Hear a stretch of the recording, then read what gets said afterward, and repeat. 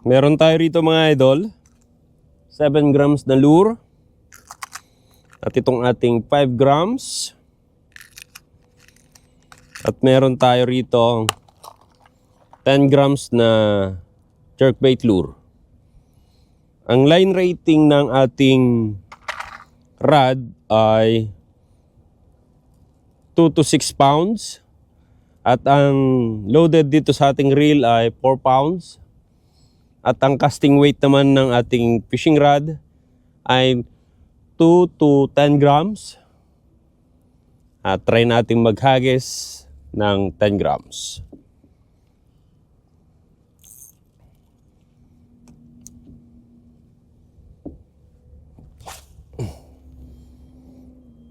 So yung casting ng ating rod, ramdam mo yung pagka-bent niya masyado dahil ginamitan natin siya ng maximum casting weight na 10 grams.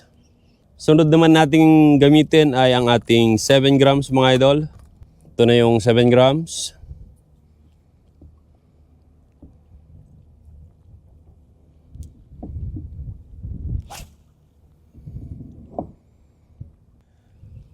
Less tension dun sa rod, yung ating 7 grams.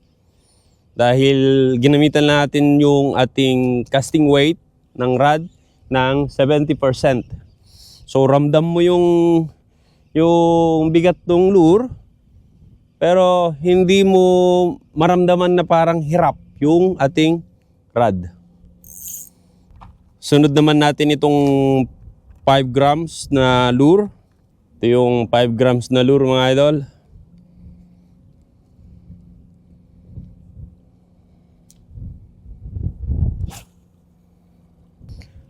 Mas light na siya. Hindi mo maramdaman dun sa yung trigger finger, yung line na dumadaos-dos. Smooth siya. Yung sa may rod naman, okay naman siya. Ramdam na ramdam mo yung pag-bend ng rod, pero siya ay napaka-smooth. Try pa natin. Yan o. Lalo na dun sa may line, dahil manipis yung 4 pounds, hindi mo maramdaman na nagla-line. Kung pagkukumparahin mo yung 5 grams, 7 grams, tapos yung 10 grams, yung 10 grams, ramdam mo yung bigat dun sa line at yung talas nung braid line. Kumpara dun sa 7 grams at 5 grams.